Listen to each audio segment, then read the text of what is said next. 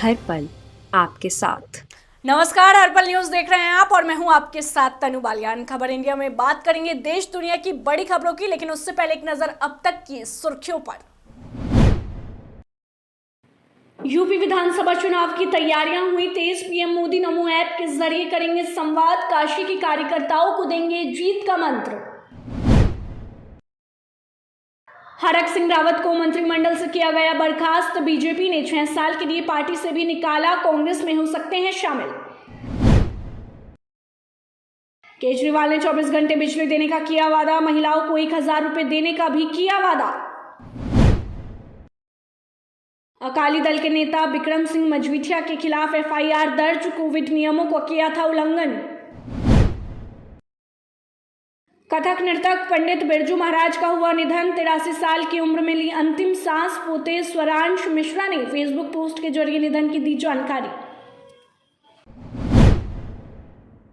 UP विधानसभा चुनाव की तैयारियों के बीच पीएम नरेंद्र मोदी 18 जनवरी को वाराणसी के कार्यकर्ताओं और बीजेपी के पदाधिकारी से ऑनलाइन संवाद करेंगे। साथ ही देश के सबसे बड़े राज्य यूपी में विधानसभा चुनाव जीतने के लिए राजनीतिक दलों ने जोर आजमाइश शुरू कर दी है। चुनाव आयोग ने कोरोना के बढ़ते मामलों की वजह से रैली और तमाम कार्यक्रमों पर रोक लगा रखी है। इस बीच पीएम नरेंद्र मोदी 18 जनवरी को अपने वाराणसी के कार्यकर्ताओं और बीजेपी के पदाधिकारी से ऑनलाइन संवाद करेंगे। साथ ही विधानसभा चुनाव की घोषणा के बाद पीएम मोदी का ये पहला राजनीतिक कार्यक्रम होगा जिसमें पीएम कार्यकर्ताओं से संवाद करेंगे और चुनाव जीतने का मंत्र भी देंगे। पीएम मोदी 18 जनवरी की सुबह 11 बजे नमो ऐप के जरिए अपने संसदीय क्षेत्र के बीजेपी पदाधिकारी और कार्यकर्ताओं से सीधा संवाद करेंगे। इस बात की जानकारी देते हुए बीजेपी उत्तर प्रदेश इकाई ने ट्विटर हैंडल पर लोगों से नमो ऐप के जरिए अपने विचार और सुझाव साझा करने को कहा है।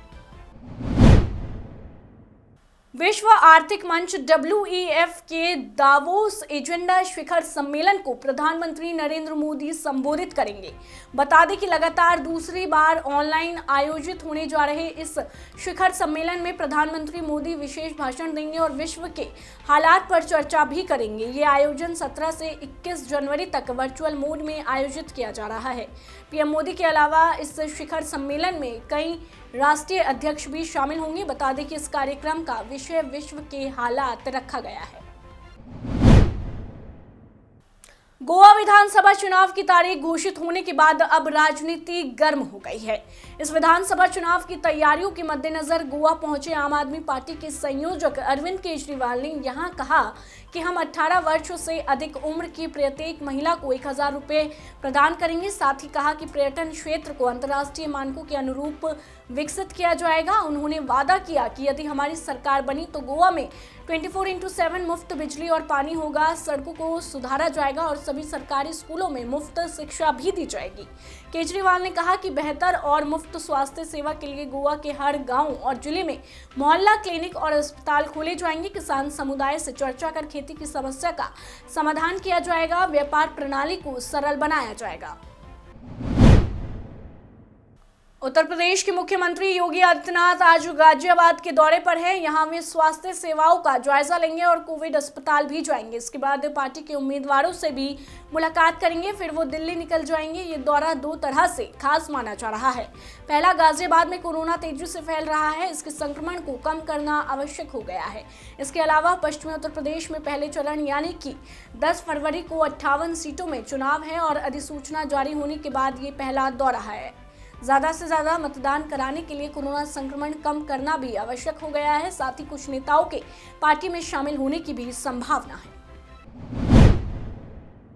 उत्तराखंड में बीजेपी में खींचातान लगातार जारी है। कुछ दिन पहले कैबिनेट मीटिंग में इस्तीफा देने के बाद मान लिया गया कि वरिष्ठ मंत्री हरक सिंह रावत को पार्टी ने रविवार को बाहर का रास्ता दिखा दिया। उत्तराखंड के मुख्यमंत्री कार्यालय ने देर रात बयान जारी कर बताया कि मुख्यमंत्री पुष्कर सिंह धामी ने उन्हें अपने मंत्रिमंडल से बर्खास्त कर दिया है और इसकी जानकारी राज्यपाल को भी भेज दी गई है।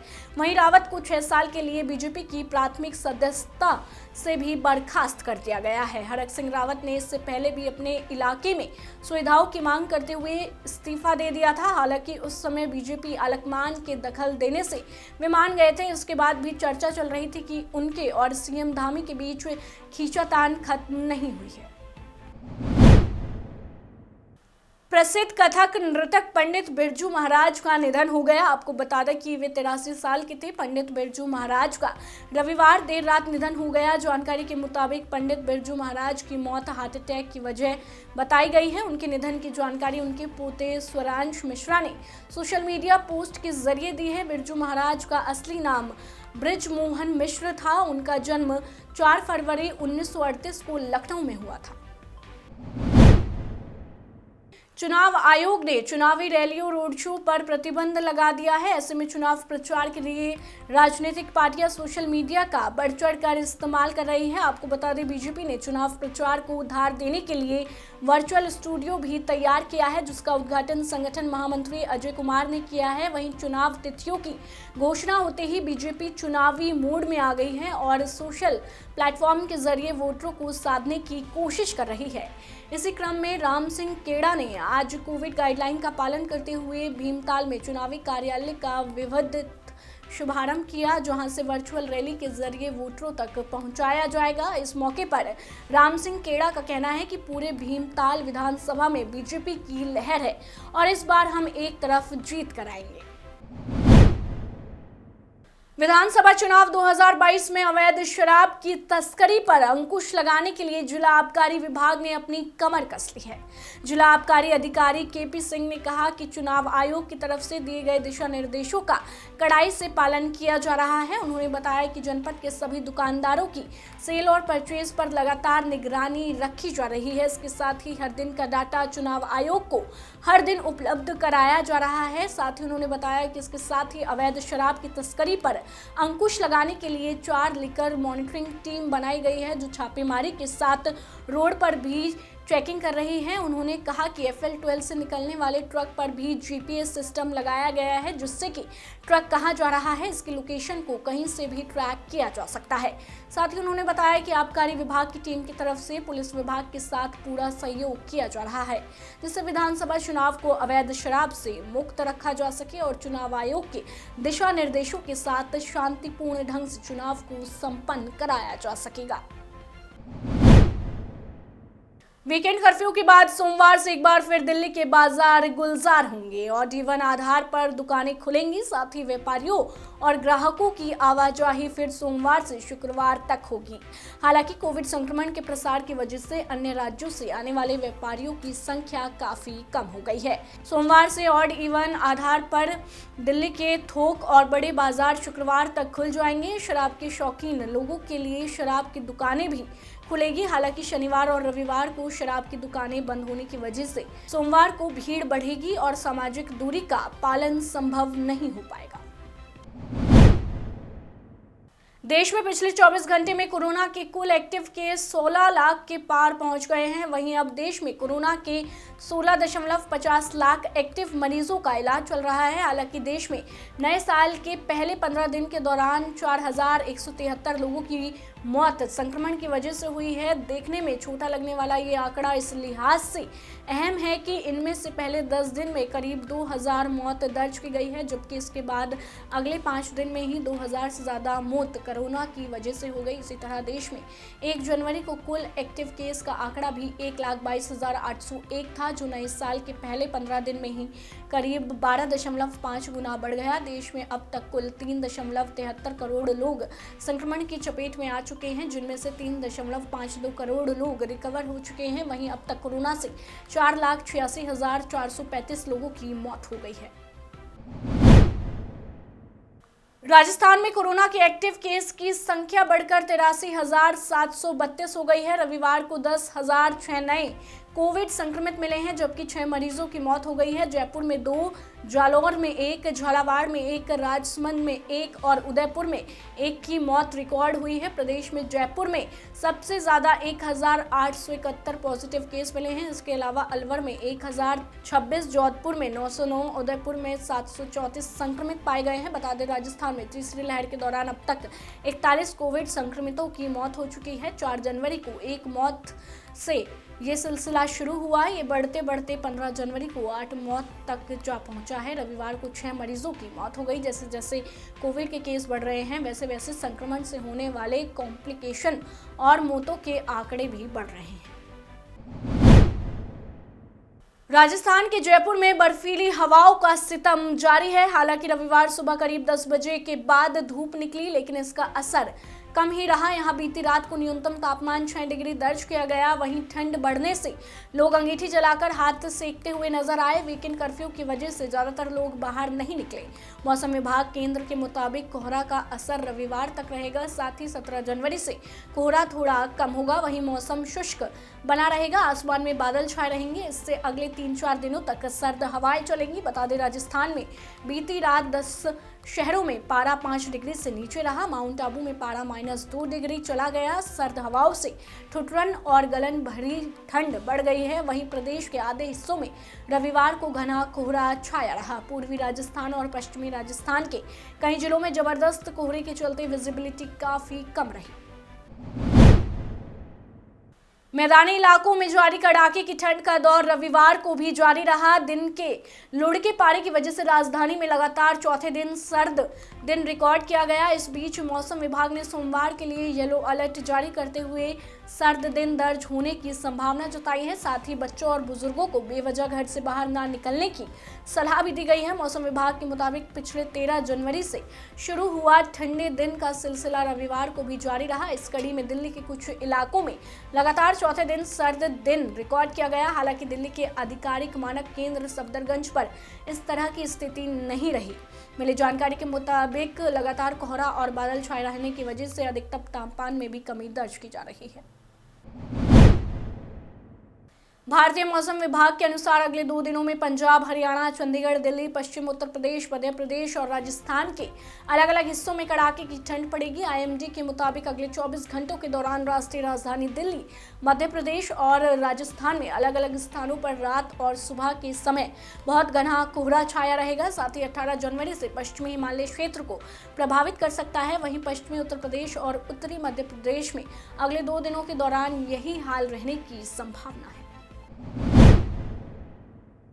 बीपीएससी ने assistant public sanitary and AMP waste management officer पदों पर भर्ती के लिए एक नोटिफिकेशन जारी किया है। सभी इच्छुक और योग्य उम्मीदवार रिक्रूटमेंट 2022 के लिए ऑफिशियल वेबसाइट पर आज से ऑनलाइन आवेदन कर सकते हैं। इन पदों पर भर्ती के लिए आवेदन करने की आखिरी तारीख 10 फरवरी 2022 है। हालांकि आवेदन पत्र की हार्ड कॉपी जमा करने की आखिरी तारीख 24 फरवरी 2022 है। आधिकारिक नोटिफिकेशन के अनुसार assistant public sanitary and amp waste management officer के कुल 286 रिक्त पदों पर भर्ती की जाएगी। उम्मीदवारों की न्यूनतम आयु 21 साल और अधिकतम आयु 37 साल निर्धारित की गई है। सरकारी नियमों के अनुसार आरक्षित कैटेगरी के उम्मीदवारों को अधिकतम आयु सीमा में छूट दी जाएगी। विस्तृत जानकारी के लिए उम्मीदवार ऑफिशियल नोटिफिकेशन चेक कर सकते हैं।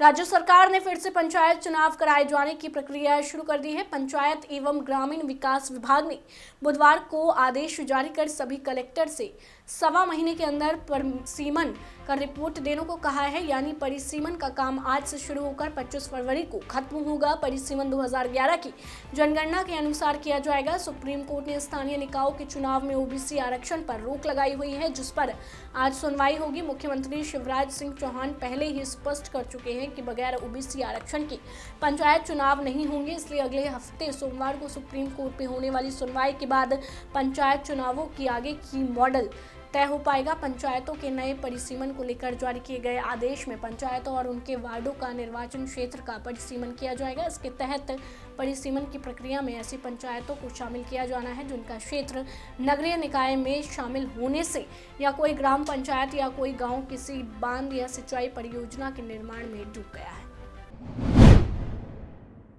कोरोना के लगातार बढ़ रहे मामलों को देखते हुए जम्मू कश्मीर में फिर से वीकेंड कर्फ्यू लगा दिया गया है। वहीं नाइट कर्फ्यू में भी कड़ाई कर दी गई है। प्रदेश में कोविड-19 के मामलों में लगातार हो रही बढ़ोतरी के बीच जम्मू कश्मीर प्रशासन ने शनिवार से साप्ताहिक लॉकडाउन में कड़ाई कर दी है। सभी जिलों में रात 9 बजे से सुबह 6 बजे तक गैर जरूरी आवाजाही पर पूर्ण प्रतिबंध के साथ रात का कर्फ्यू जारी रखने का आदेश जारी किया है। प्रदेश में शुक्रवार को 2456 नए मामले सामने आए हैं। साथ ही रात में कर्फ्यू लागू रहेगा और स्कूल और कॉलेजों में शिक्षा ऑनलाइन माध्यम में जारी रहेगा। मुख्य सचिव ने प्रशासन से 15-17 आयु वर्ग के टीकाकरण अभियान को तेज करने पर भी जोर दिया है, जो वर्तमान में 40% है। अधिकारियों को इस आयु वर्ग में 1 सप्ताह के भीतर टीकाकरण पूरा करने को कहा गया है। वहीं मुख्य सचिव ने जम्मू और कश्मीर के संबंधित जिलों के जिला मजिस्ट्रेट को कोविड गाइडलाइन का सख्ती से पालन कराने का निर्देश दे दिया है। पिछले कुछ समय से भारतीय क्रिकेट टीम के महान बल्लेबाज विराट कोहली का सफर उतार चढ़ाव से भरा रहा है। इतने कम समय में 70 से ज्यादा शतक लगा लेने वाले विराट काफी समय से अपने फैंस को शतक का तोहफा नहीं दे सके हैं। इसके अलावा उनकी कैप्टेंसी को लेकर कई सारे सवालों के बीच हाल ही में साउथ अफ्रीका से सीरीज हारने के बाद कोहली ने टेस्ट क्रिकेट की कप्तानी छोड़ दी। उनके इस अचानक लिए गए फैसले से भी हैरान थे। विराट के कैप्टेंसी छोड़ने के बाद उनकी वाइफ और एक्ट्रेस अनुष्का शर्मा ने इमोशनल पोस्ट लिखा है। अनुष्का ने विराट की एक हंसती हुई फोटो शेयर की है। इसी के साथ उन्होंने कैप्शन में लिखा कि मुझे साल 2014 में वो दिन याद है जब तुमने मुझे बताया था कि तुम इंडियन टेस्ट टीम के कैप्टन बन गए हो, क्योंकि धोनी ने टेस्ट क्रिकेट से रिटायरमेंट ले लिया।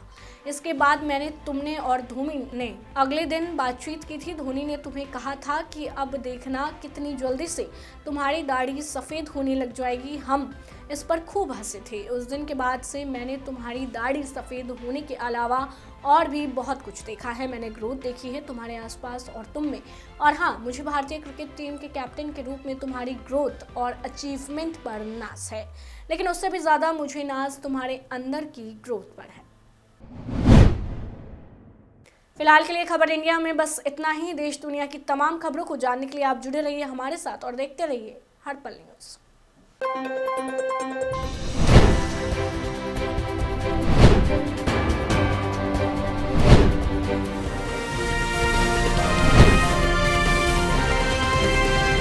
हर पल आपके साथ।